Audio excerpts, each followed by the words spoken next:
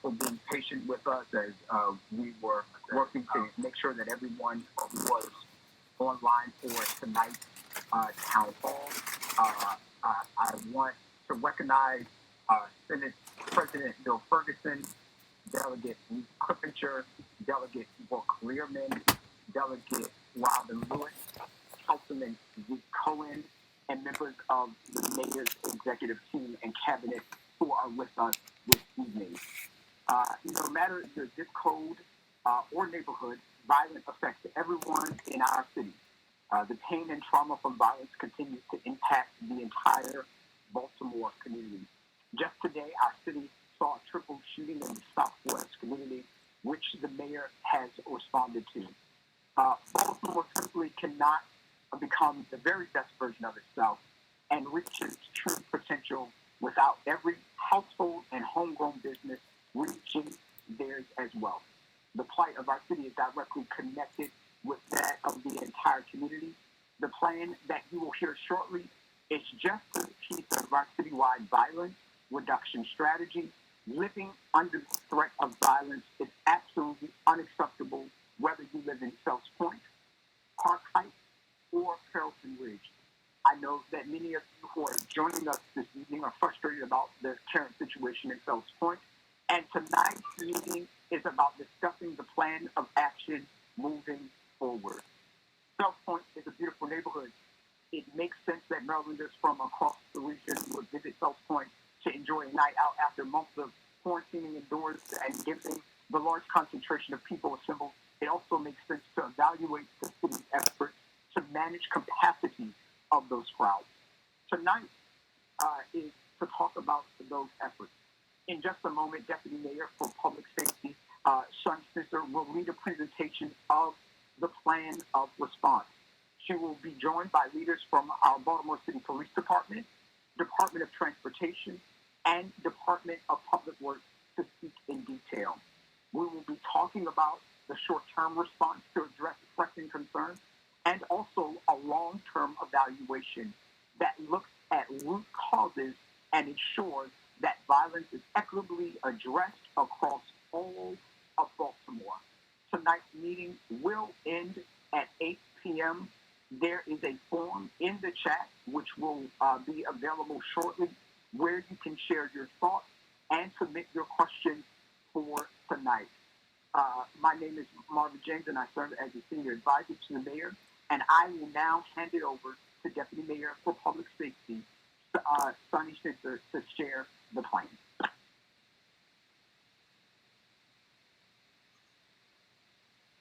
Great, thanks, Marvin.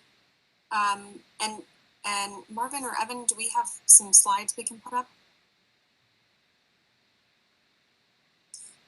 So, while we're working through some of our technical difficulties, just wanted to say a couple of quick words, and then I'll turn things over to the police commissioner to talk specifically about the law enforcement presence you can expect to see this weekend. So first, I want to say, following last weekend, we've spent quite a bit of time this week really reassessing our strategy, and have put what we feel is a much improved plan in place for this weekend and for moving forward. One thing I really want to emphasize on the front end of this is that this is going to be a continual assessment. Each week we'll be assessing the data, going out, doing site visits. We'll be doing compliance checks throughout the weekend to make sure that we're implementing our plans with fidelity, that as we're identifying challenges or ways we can improve that we're doing that. And so, what we talk about today, the first end of what we're talking about is really what you can expect to see this weekend in terms of city resources. And then we'll talk a little bit about some of the longer term things that we're doing. Please know this is not a one and done. This is not you'll see, an increased presence this weekend and that's going away next weekend. That is not the case. We are absolutely working towards more sustainable solutions for everyone involved, for every agency, and look forward to working with each of you to help us identify those gaps in what we're doing and how we can, sustainably and equitably make sure that we're addressing the challenges that we're seeing in Fells Point currently. So with that, I will turn things over quickly. It looks like we're still struggling with the slides, but I know Commissioner Harrison is on, and he can talk in depth about what you can expect to see from BPD and some of our other law enforcement partners this weekend. Commissioner Harrison, I'm going to unmute you. Good evening, everybody, and thank you, Deputy Mayor. Thank you all for allowing us to come before you and give you an update on what you can expect to see this week. We have created what's called an incident command structure, meaning that we will have a senior member of our senior leadership team actually overseeing the operations in Fells Point for each of the nights, Friday, Saturday, and Sunday. I'm joined now by Deputy Commissioner of Operations and my Chief of Patrol, along with your major and your assistant commander, Major Hopkins and Captain Boyd, who are on this call. So we will have a senior leader there to oversee all operations, but we will see an enhanced police presence from the Baltimore Police Department and others who have made commitment to provide resources. And there are initiatives that are right there inside of Fells Point, right there at the square and beyond. On-site supervisors to make sure that what you heard the mayor say, we can execute the plan with fidelity to make sure people are in place and are actually executing. We have officers from the southeastern district who are working starting at 3 o'clock p.m. and in a staggered way throughout the evening, enhancing that coverage until we see the need to safely clear the area and we deem it safe to release officers. So rather than say that they're working until 2 a.m. or 3 a.m., I am committing to you and telling you that we're going to keep officers until we clear the area and it's safe for officers to actually leave their assignment. Starting at 3 p.m., we will have a staggered approach of bringing officers in from the Southeast District.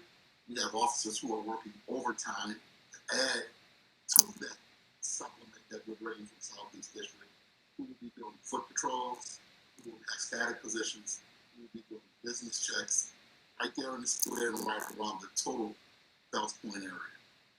We created what's called a citywide district action team that we put together to add 9 more officers to the complement from the Southeast District to put in Fells Point, who will be starting somewhere in the afternoon above 3 o'clock, working until we see the need to release the officers from the entire assignment.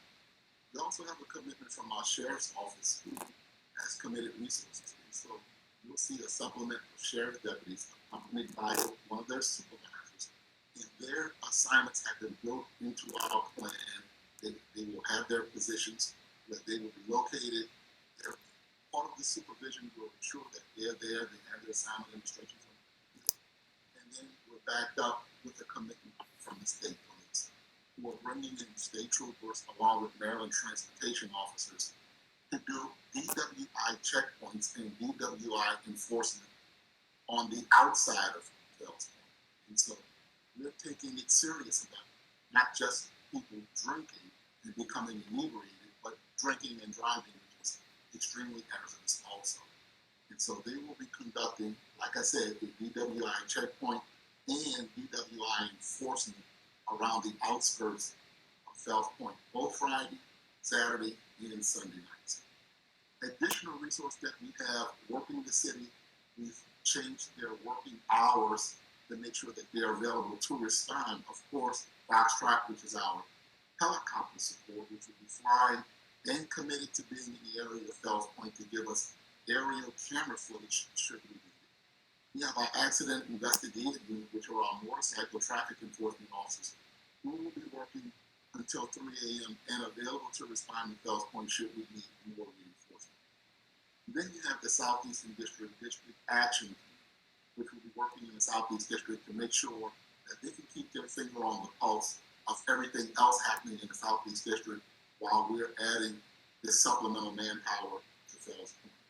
The Watch Center and social media is where officers and detectives and analysts will be working to make sure we can comb social media and we can watch the camera feeds live and in real time to push information out to officers on the ground when we see things happening and officers should respond to prevent bad acts and then to obviously apprehend people when they commit them. Our neighborhood coordinating officers are also working. And we have our mobile metro unit, which are out there in the city working all 3 nights, Friday, Saturday, and Sunday. So should have the need to redeploy them from elsewhere in the city to Fells Point, we have the ability to do so at any time, any one of the nights. And so you will see a much enhanced presence, visibility, and engagement. And so while we take the drinking very, very seriously, I just want to be very clear. The officers are there to make sure we can constantly scan for people who are illegally carrying weapons. Their instructions are to be on high alert and to scan the crowds continually to try to ascertain who's carrying those illegal weapons and to target them and to go and make those arrests and extract them from the crowd so that we don't have a repeat of what we see. And secondly, to continually scan the crowds for potential conflicts where we might see individuals and or groups engaging one another where there could be a conflict, there could be a fight which could escalate to further violence. And so those are the guidance instructions that officers are given. And the moment we take our sight off of that is when we think those things happen. That's why I want them laser focused on scanning for weapons and scanning for potential incidents. And so they will be strategically placed in the square, around the square, and throughout Fells Point. BPD officers, sheriff's deputies, and of course, again, state troopers and transportation officers on the outside of Fells Point, reinforcing this force multiplier, the drinking and driving laws, making sure that we're having people abide by that and we're taking enforcement action for people who violate.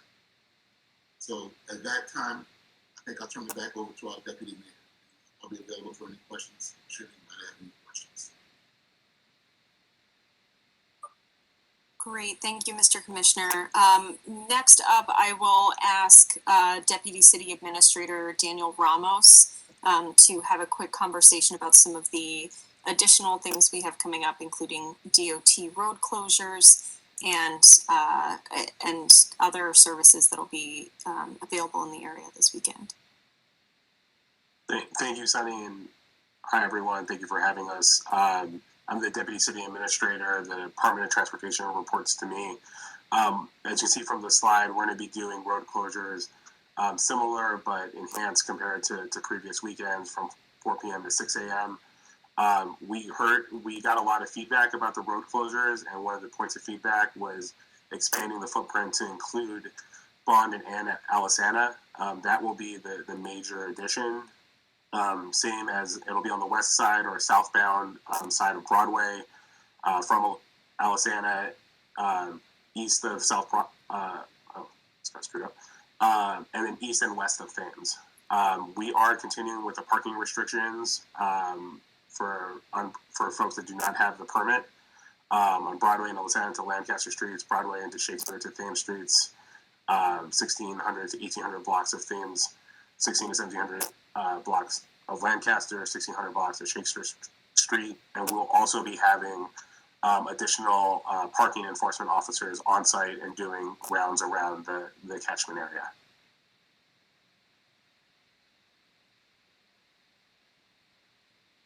Great, thanks. Next slide.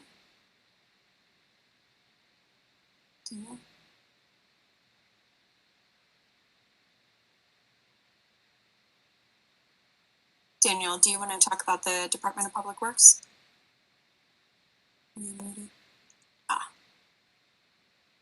Okay. Yes, we're going to continue to do emptying the trash cans. Just so everyone knows, the division of labor between us and Waterfront Partnership, we empty the trash cans. We're doing 3 times a day. And Waterfront Partnership and one of our close partners is doing the cleanups in the morning. We'll also have one inspector inside of the footprint for liquor board, and some as well as some additional city hall presence and on-call support. Great, thank you, Daniel. Next slide, please. Okay, so one of the pieces of feedback that we've heard continually throughout the week is that, a lot of the plans that we've had in place over the past few weeks there hasn't been fidelity to what we have in place, be that road closures are not consistently maintained. We're not getting communication out early enough and consistently enough. And so one of the things we'll be doing over this weekend and going forward is creating, much like BPD does with their own deployments, creating inspections components, leveraging several different city assets, ensuring that we're inspecting both inside kind of the Fells Point footprint area, but also outside. Are we maintaining our commitments to what we've said we will do? So that's going to include regular written updates from staff, report outs from volunteer inspectors, like I said, to make sure that we're maintaining compliance, and then random in-person fidelity inspections as well.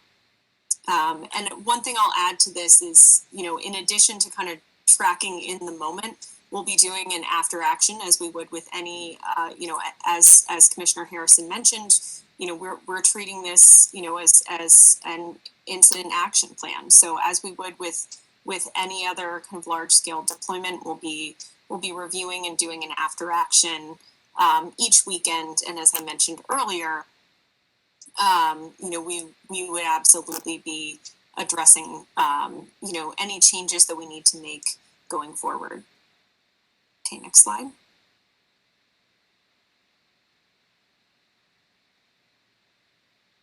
Okay, so I want to take a few minutes really quickly to talk about some of the immediate and longer term steps that we have coming in the works.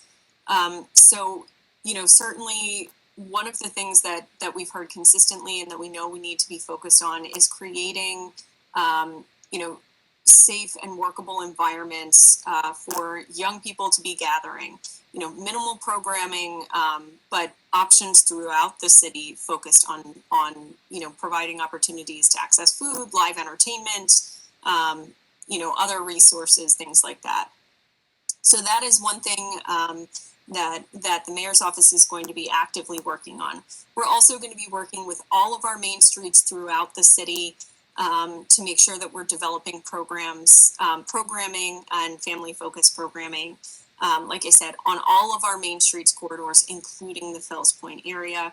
One of the things that we will be doing is we'll be waiving the permit fees associated with those main streets corridors so that we can have more effective, more accessible programming.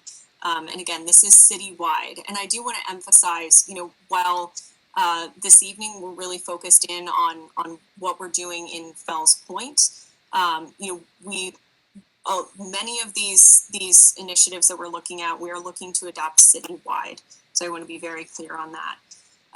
We also are convening the law department and the liquor board to do a deep dive, not only on the executive orders governing alcohol sales, but also on some of the challenges we've seen in general in terms of alcohol consumption.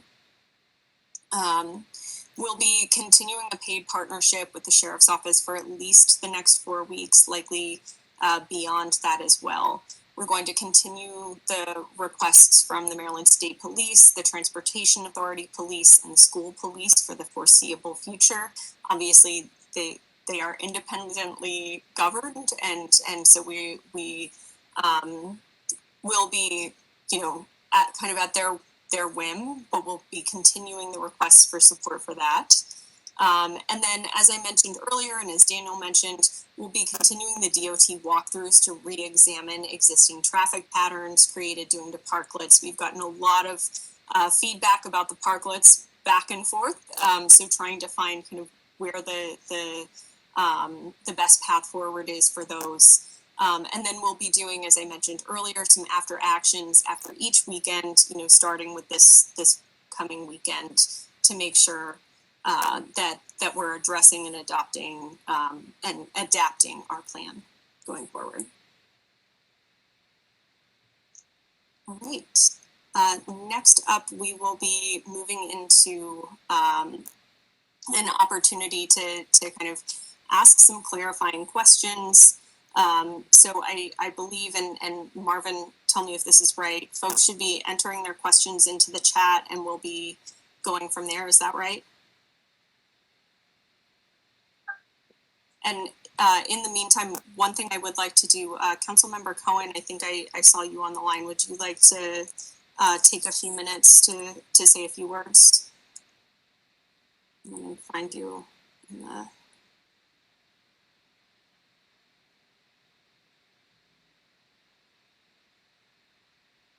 Councilmember. Yeah, sure. Thank you, Sunny, and thank you, Commissioner.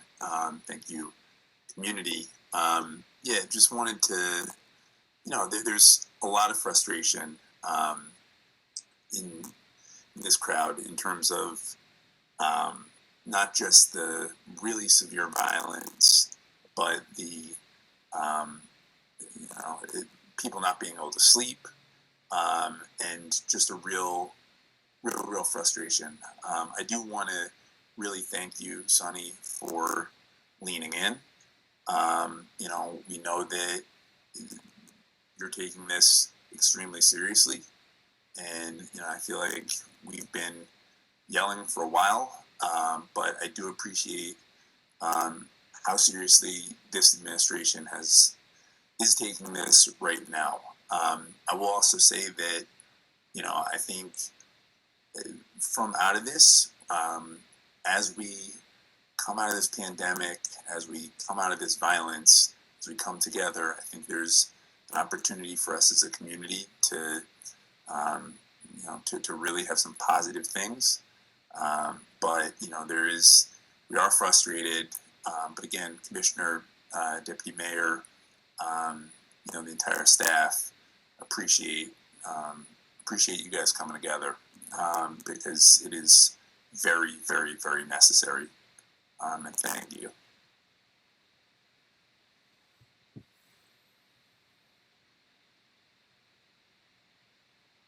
Great, thank you. I'm gonna start. It looks like, and I apologize. I know there are folks who are on the line who are helping to pull these questions. Commissioner Harrison, there's a question in here about considering setting up electronic scanners at the entrance to the kind of entertainment area, or the square area. Would it eliminate guns from the zone? Do you want to respond to that question? Yes. First of all, thank you. That is a good question. Many cities have looked at that option. The issue is that those scanners, like metal detectors you might see in airports, don't necessarily pick up on guns. What they pick up on is metal objects. It still, in most cases, would require the police to then go, which would give us reasonable suspicion to go stop and investigate for a person that may have triggered an alert for a metal object on their person. And so those things are options. Some cities, I don't know that any cities have actually implemented something like that on the streets of a city that scans and alerts for people carrying metal objects, which may be guns, on streets. It has been done in private places. Metal detectors in schools, metal detectors in some other sporting events. I don't know about on public streets. I don't know any city that has done it. It's certainly something to think about that we can research.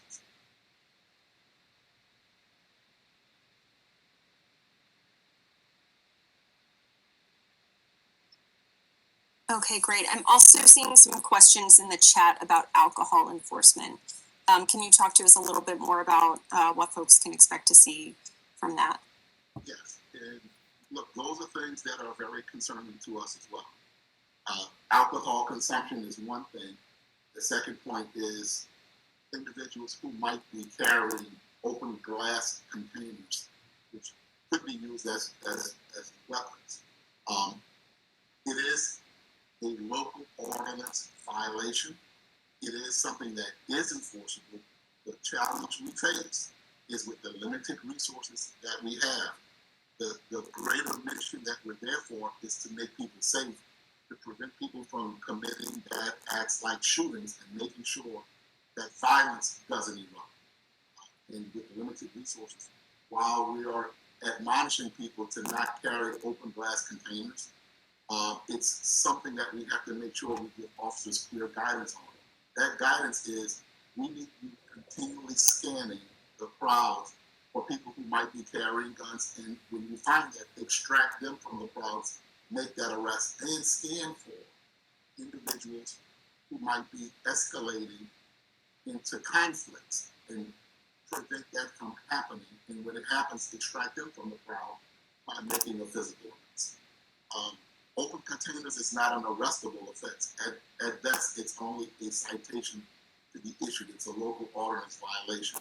And again, with the minimum resources, we have to give officers clear guidance. We're admonishing people not to have the open containers, but it is impossible for us to take our eyes off the greater mission that we're there for, keeping people safe and preventing fights and violence. If we're going after all of the people who might be doing that, it's far more of them than we actually have police. If we were to stop doing that, it could be an hour away from the assignment that we're actually assigning people to be there for. So it's about prioritizing the mission and the scope of what we want the officers to actually do and focus on. Okay, thank you, Commissioner. Daniel, we had a question about why the road closures are happening so early. Could you talk about that?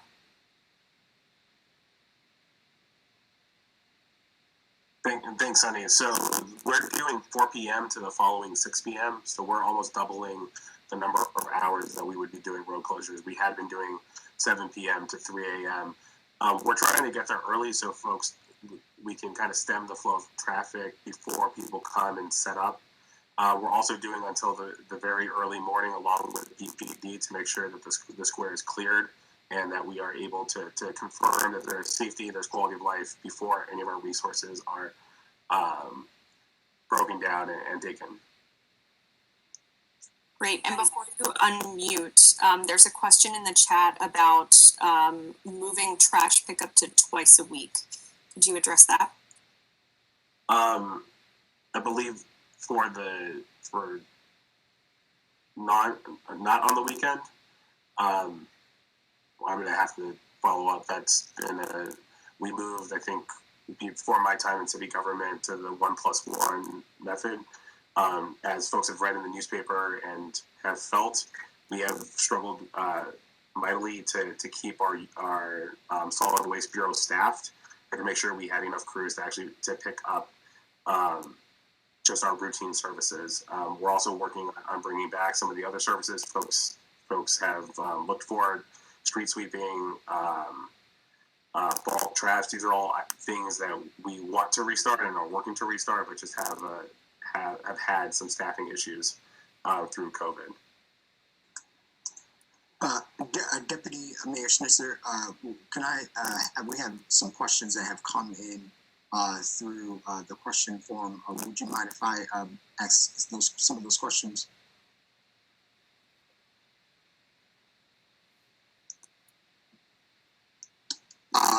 One of the questions that have come through, and I'll give this to our commissioner, is what should any of the businesses or private citizens do if they see illegal alcohol sales that are happening, particularly sales, I'm guessing, that would be coming out of, trucks that are not being particularly sold in businesses, alcohol that's not being sold in business. Would you be able to provide what should business owners, or more importantly, individual constituents do when they see that happening? That's a good question. They should provide that if there are any police officers in the vicinity there. So that's something we want to go, number one, investigate, document, and to the extent that we can take enforcement action and write a citation for that. That's quite different than somebody just walking around, perhaps. But if somebody is selling from a vehicle or a makeshift bar that they have set up without a permit, certainly our officers want to stop that before it happens. And when it does, we have body cameras we can document. We have cell phones that we can take pictures of and document of vehicles and of people, and we can write the local ordinance violation citation for that when that's brought to our attention. But the goal is to try to prevent that from happening and discourage that and admonish people to move on and do that so we don't have to wind up taking enforcement action.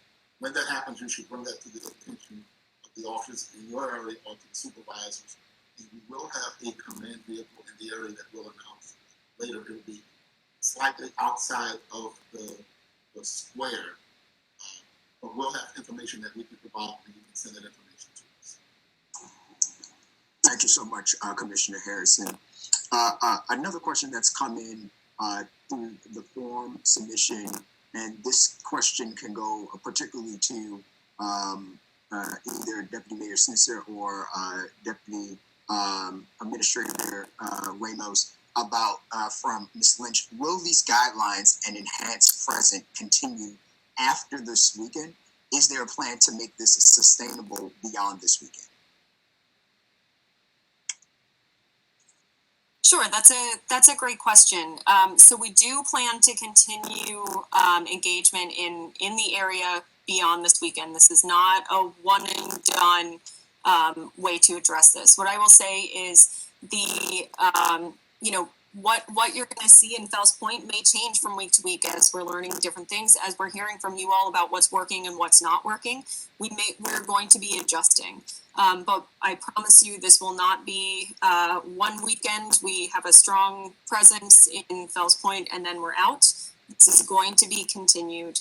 But like I said, it's going to be tweaked each week based on everything from available resources to like I said, the guidance we're getting from you all about what's working and what's not working.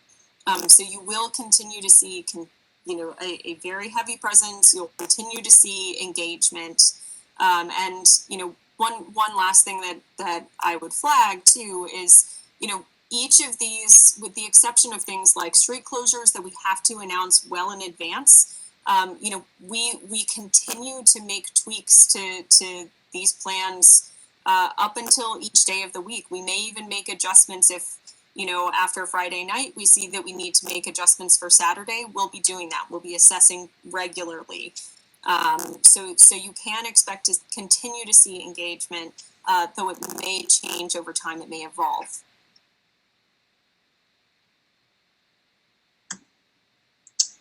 Thank you so much, Deputy Mayor Snitzer. The next question can go to Deputy Administrator Ramos. How do we deal with cars going the wrong way on one-way streets to avoid the roadblocks? How do we deal with cars going the wrong way on one-way streets to avoid the roadblocks?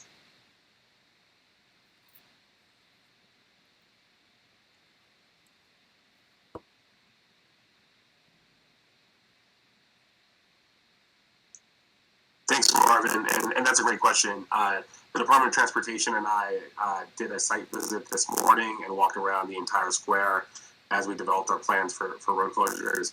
What we discovered in terms of folks going the wrong way, there's going to be two solutions. One, we're going to block off the other side of the street with movable barriers so that folks can't go the wrong way on streets like Shakespeare or Lancaster in order to get into the square.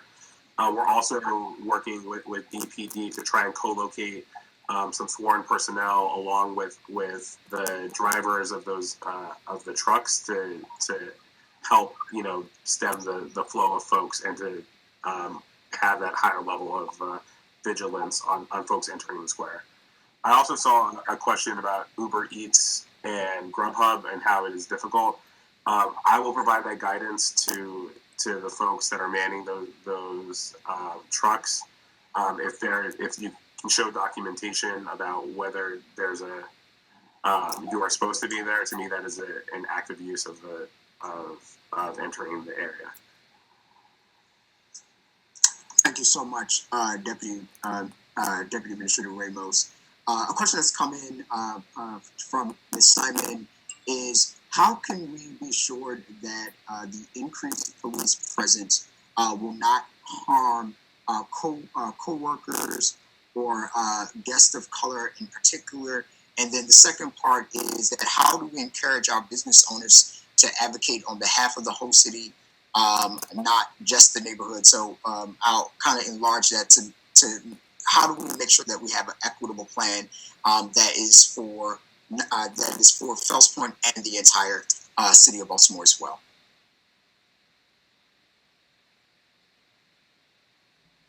And I'll allow Commissioner Harrison to start since we started about the increased police presence. Well, first of all, thank you. Certainly, once again, we're giving guidance for the officers to make sure that we're on high alert, scanning for people with weapons and for potential conflicts that can happen so that we can prevent those. And so for everybody to have an enjoyable time while they're there and abiding by the law. That's number one. We're all wearing body cams, everybody out there. So when we engage, we want to be recorded and letting people know that we're by policy. And we're only going to be responding to violations of law.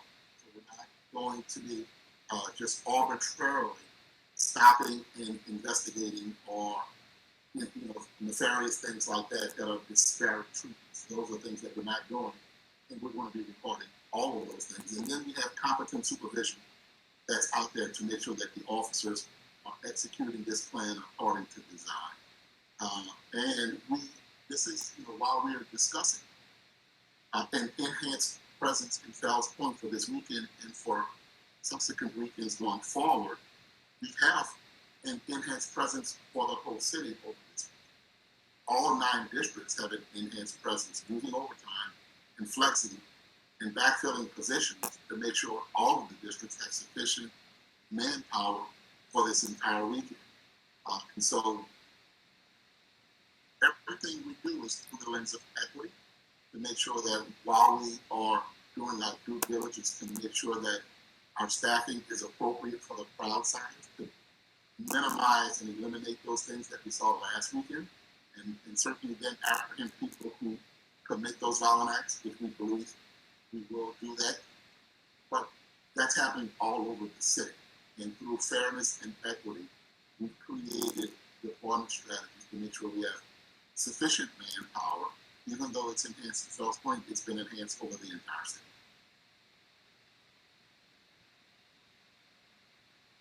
I would just add, Marvin, we continually, as I mentioned earlier, we continually assess each week, each day, where to deploy each of our resources, whether that's Fells Point or Carroll Park, or Druid Hill Park or Park Heights. We are going to be focused on having a model for addressing, both crowds, but also surges in violence. As you started off earlier today, we've had 2 shootings in the Southwest District today. The BPD, the commissioner, the deputy commissioner, the chief of patrol, every day are assessing where we need to be sending additional officers. We're going to be focused on making sure that while we do have kind of a dedicated presence in Fells Point, that we're not shorting other areas of the city that are hurting, they're in need of resources.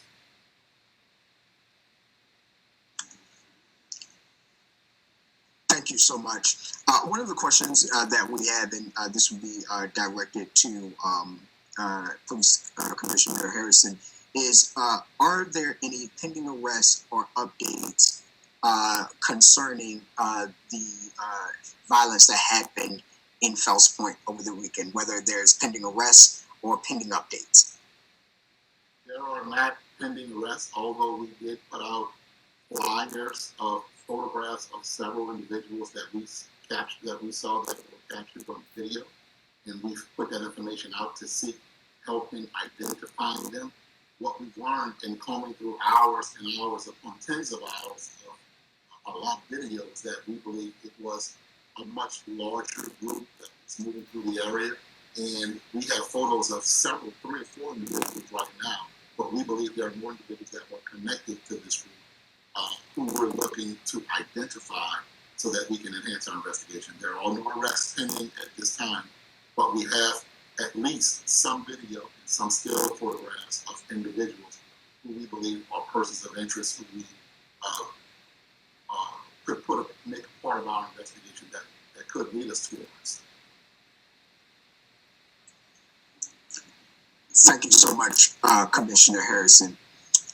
This question I will shoot to Deputy Administrator Ramos, which was just coming from Sierra. There's no last name.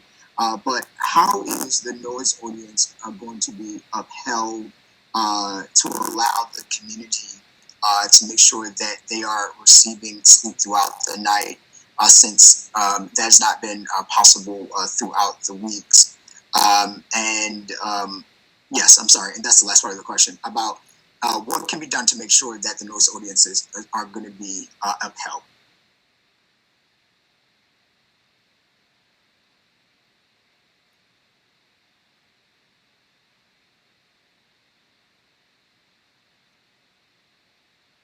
So I'll start off with kind of where we're at from the legal standpoint.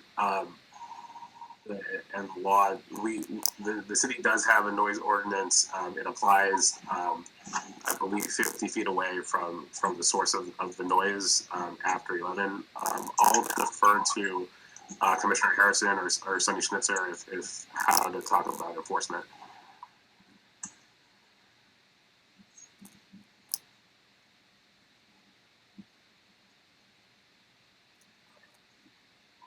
I think the enforcement piece for that side is to make sure that the city is doing that we give officers guidance on how to safely move those crowds and disseminate and bring up and move out of the area. Certainly, any vehicles that are producing noise and or disturbances and are driving erratically, hopefully the traffic plan with the vehicles slows that to some degree, if not stops it.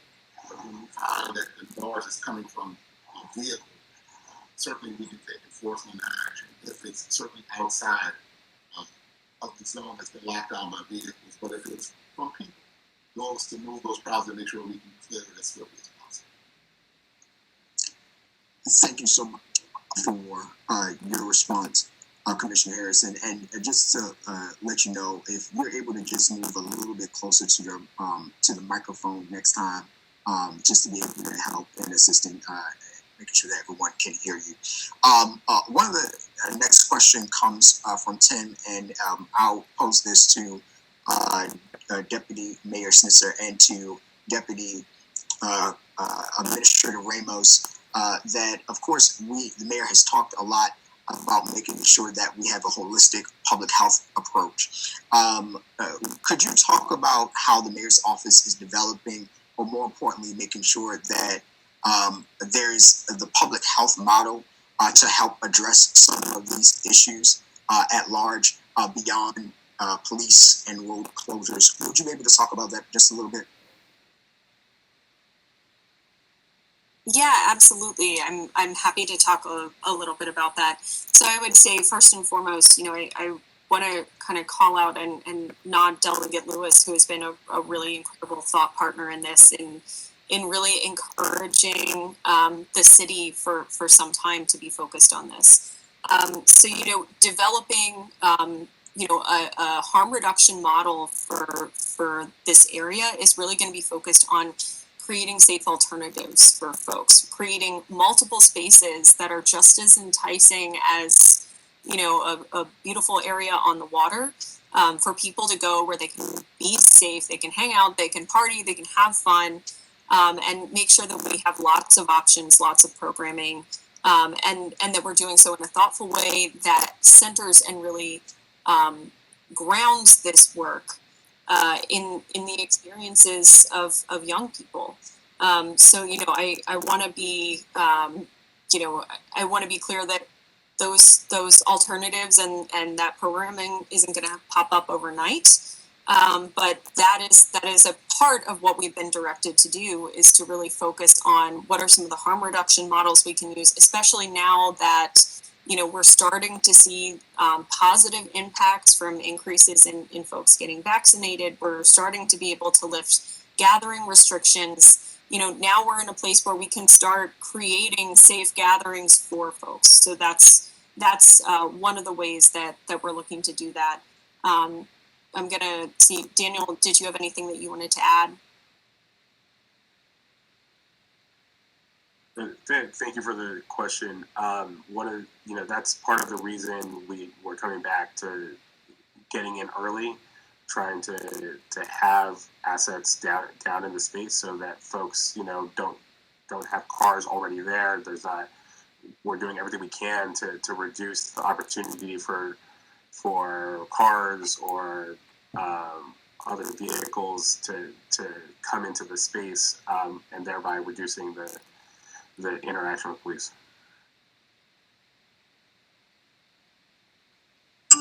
Thank you so much for those responses for tonight. As we are coming to the close of tonight's forum and town hall, I wanted to make sure that we wanted to give space to Commissioner Harrison, Deputy Mayor Sister, and Deputy Administrator Ramos for any final words, as particularly if there's anything that you want to provide as we come to a close. Yeah, thank you so much. Thank you all for giving us some time to walk you through what you can expect to see this weekend. Once again, that you will see an enhanced presence inside of Fells Point. But I want to be clear that we have created a deployment strategy that has an enhanced presence, supplementing personnel in all 9 of our districts. And so all of the resources are not just dedicated to Fells Point. We have a dedicated resource to Fells Point. We have partnering police agencies from the Sheriff's Department and from the state police that will both be with us inside of Fells Point and outside of Fells Point, but that we do have an equitable deployment strategy to enhance that visibility all over our city. But thank you for giving us the opportunity, and we will be managing and making sure we're executing according to this plan.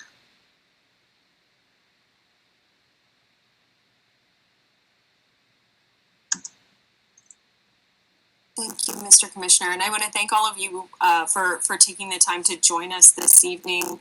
I'd encourage you, please continue to send in your questions, continue to send in your feedback. We genuinely want to know what's working and what's not working so that we can adapt and address, and want to thank everyone for joining us this evening.